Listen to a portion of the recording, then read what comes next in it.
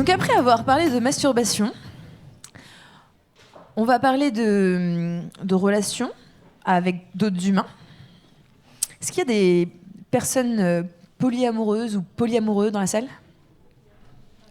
Oh, cette fan de chaton chat. Est-ce qu'il y a des gens qui ne savent pas ce que c'est que le polyamour dans la salle? On a un public exceptionnel. Je pense que les chaviteuses commencent à faire leur œuvre. Hein. Ça y est, on a commencé à être rodés, c'est cool. Alors, les polyamoureux et les polyamoureuses. Nous, aux chaviteuses, on aime beaucoup les gens qui expérimentent d'autres modes relationnels, des géométries variables, d'anarchie relationnelle, de relations primaires, secondaires, de qui fait quoi, avec qui, comment, à quelle fréquence, bref, toute cette espèce de voilà, d'architectural, d'organigramme relationnel. On trouve ça super.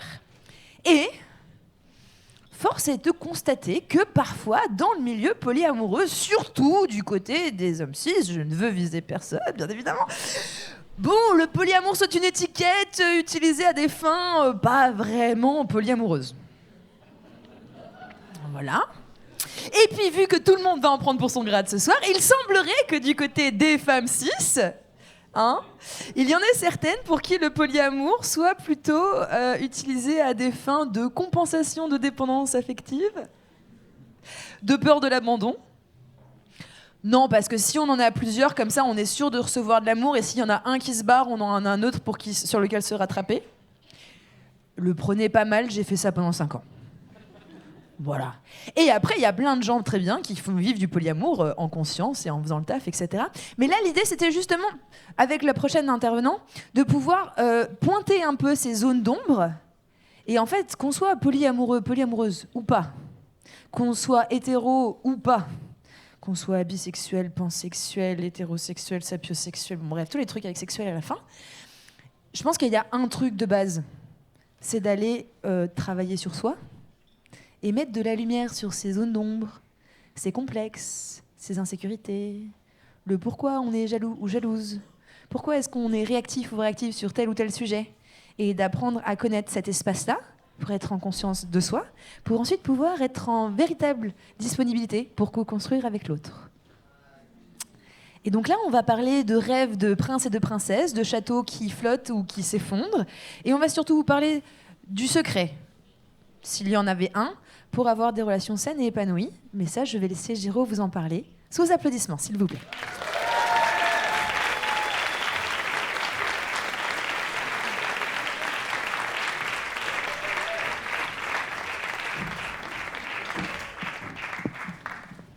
Je fais de la logistique avant.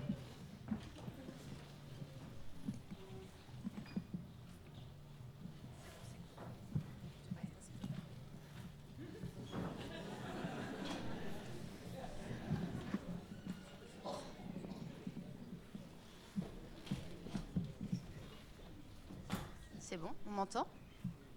1, 2. 1, 2. Bel engin. Alors.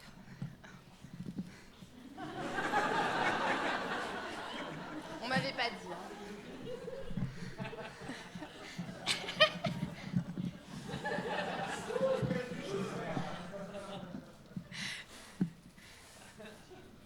On applaudit clap.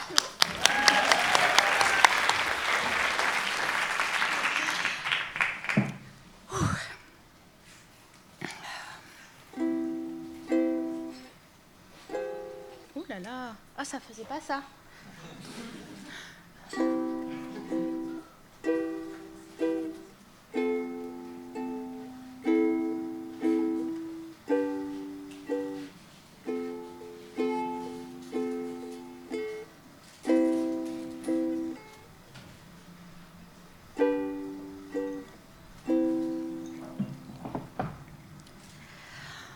Take my hand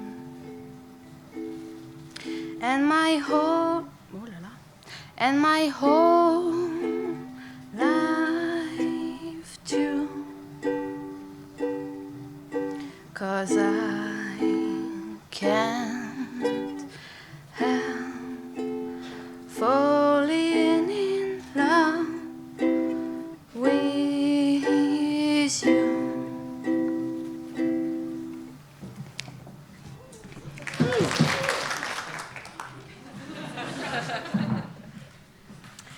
Maintenant, la traduction.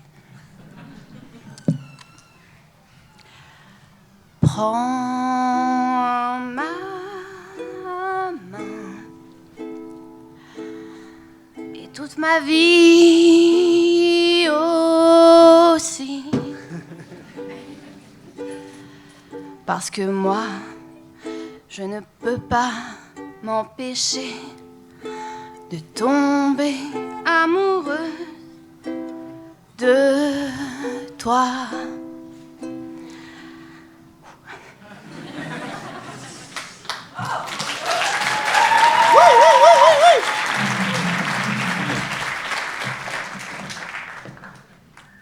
Je suis venue vous dire que j'adore le romantisme. Mais le romantisme, imaginez la princesse. On applaudit. Ah oui. Imaginez la princesse.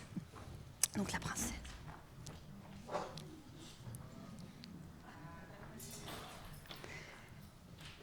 Ouh. Y a quelqu'un?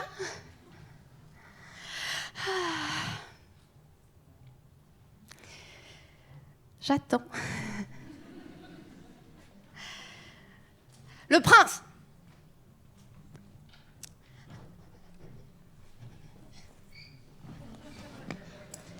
C'est mon épée. Grosse épée. Et bien sûr, le dragon.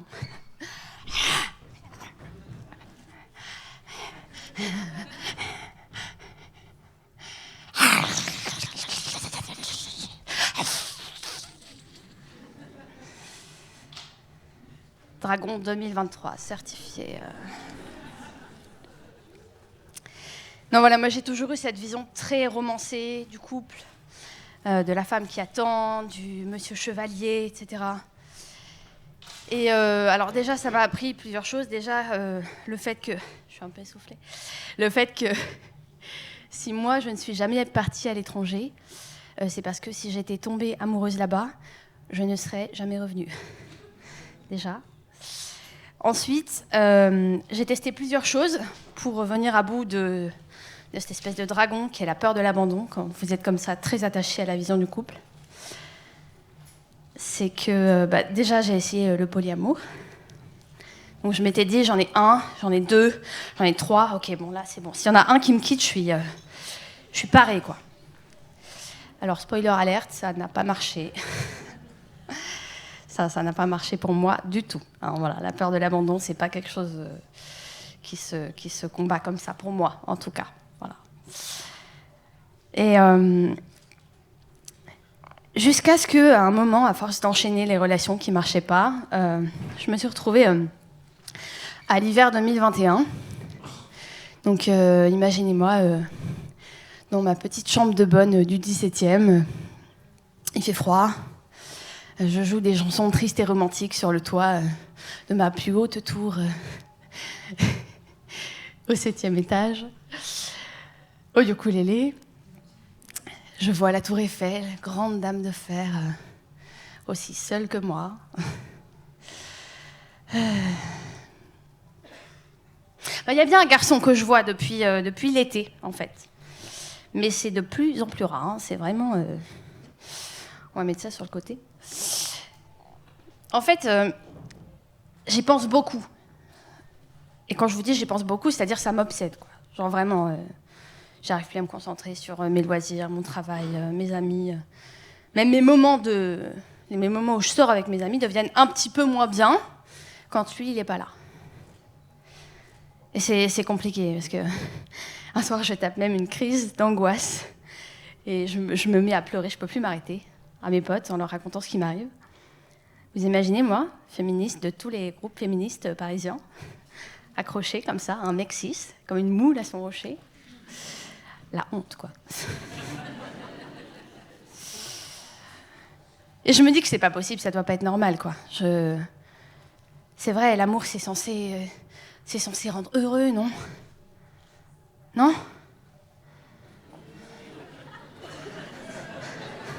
Vous m'avez fait peur, hein? sais pas, c'est censé donner des petits papillons dans le ventre, non? Et puis de l'énergie pour la vie, quoi. Et moi, à chaque fois qu'il partait, j'avais envie de mourir. Je me disais, mais quand est-ce qu'il va revenir? Et puis je suis seule, et puis j'ai 30 ans, j'ai pas vraiment de mec, et je vais finir seule, seule, quoi.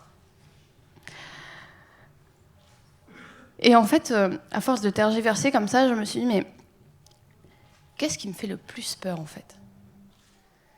Et c'est là que mon prince, à moi, mon prince intérieur, est arrivé. Et il m'a dit, mais ça va? Non, parce que t'as pas l'air super bien, là.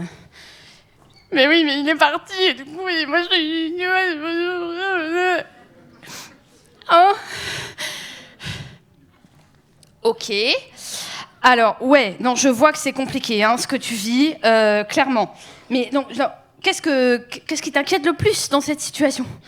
Bah, je sais pas, moi, c'est genre d'être ghosté. Ça, oh là là là, ça, le ghosting. Il y en a qui ont déjà ghosté, là, dans la salle?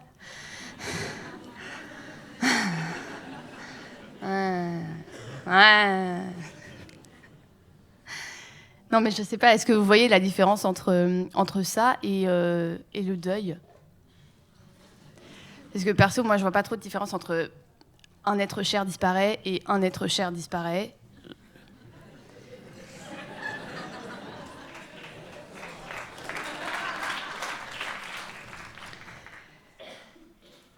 Donc ouais, non, moi, j'ai super peur d'être ghostée. Et qu'ils disparaissent encore, tu vois. Ok, donc t'as peur qu'ils disparaissent. Mais est-ce que c'est la première fois que ça nous arrive, là? Parce que là, je vois... T'es par terre, il y a quelques mouchoirs par-ci, par-là. Tout va bien. Mais je veux dire, c'est pas la première fois. Je veux dire, je te connais, je suis un peu une partie de toi. Hein. C'est pas la première fois. Et puis pourtant, tu pensais que t'aurais plus jamais envie de romantisme avec personne. Et pourtant, t'as de l'affection pour lui, là. Hein? Ouais. Ouais. C'était venu pour ça? Ok, non mais c'est pas tout, parce que genre, tu pensais que t'aurais plus jamais envie de romantisme avec personne, mais pourtant, c'est revenu, tu vois, donc ça veut dire que tu peux te relever. Ouais, non, tu marques un point, c'est vrai. C'est vrai, je peux me relever. Ah. Je reste là, je te préviens. Ok, non mais c'est bien, là c'est bien. Mais est-ce que... parce que là, dans cette situation, t'aurais envie de quoi? T'aurais envie qu'il se force pour te voir? T'aurais envie qu'il soit là tout le temps et qu'il se force? Attends, tu vaux mieux que ça, non? Ouais, je vaux mieux que ça, ouais, grave. Et puis je veux dire... Et puis, tu te rappelles quand t'étais célibataire, quand vraiment tu voyais personne, c'était cool, non? Parce que là, on va pas se mentir, là, tu gardes un soir sur deux dans ton agenda, là, au cas où. Il y en a qui font ça. À main levée, qui garde un soir sur deux dans son agenda quand il a un crush?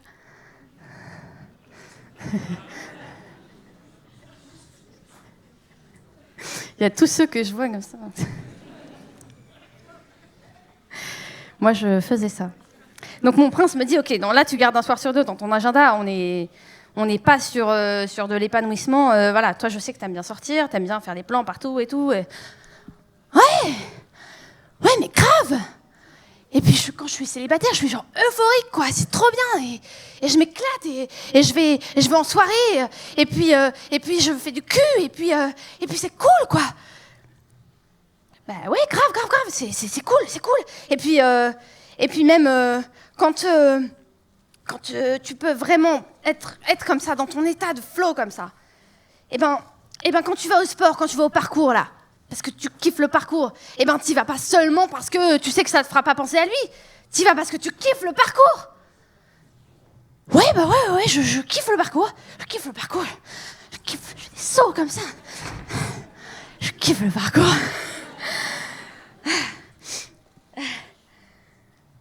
Ben ouais, tu kiffes le parcours. Et puis franchement, non, entre nous, Géraud, entre nous, le reste, genre la famille, le boulot, les amis, c'est stable. Donc il y a des choses qui vont plus mal quand même qu'un mec qui disparaît, quoi. Et puis franchement, est-ce que t'as envie de t'attacher à des mecs qui ont des comportements pardon, hein, mais de connards, hein. Suis-moi, je te suis-moi. Hein. Et puis... Donc ouais, t'iras au parcours, t'as ta stabilité. Et puis au fond, c'est pas un mauvais gars, non? Et puis au fond, tu l'aimes bien. Et le fait que tu l'aimes bien, c'est désintéressé. Donc au final, est-ce qu'on voudrait pas ce qu'il y a de mieux pour lui, même si c'est de pas être avec nous? Ouais, t'as raison, princesse. Ouais, t'as raison. Ouais, t'as raison, mais bon, moi, je deviens quoi, moi? Bah toi, est-ce que t'es bien dans cette situation-là? Franchement. Bah ouais. Tu crois pas qu'il y a d'autres configurations plus intéressantes, non? Tu crois pas que tu serais triste un moment et puis après, ça irait mieux? Ouais, t'as raison. Non, en vrai, je crois que je suis prête. Je crois que je suis prête à le perdre si c'est ce qu'il y a de mieux pour nous. Pour lui, pour moi, voilà. Je crois qu'en final, je nous souhaite d'être heureux, même si c'est de pas être ensemble, en fait. Et puis, j'en ai trouvé une autre. C'est que je pourrais aller sur le toit quand je veux. Parce que lui, il a le vertige. Polos. Et puis, je pourrais me lever la nuit sans crainte d'avoir froid au cul parce qu'il a pris toute la couette, quoi. Qui a froid au cul la nuit?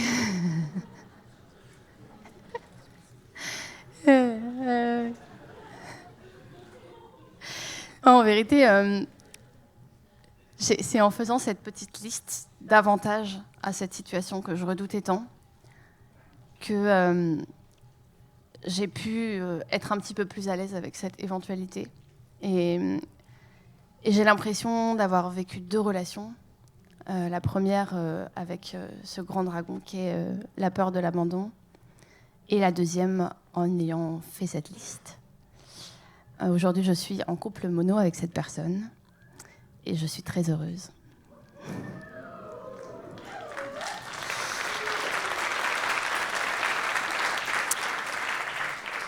Moralité, les listes peuvent tuer des dragons. Merci beaucoup.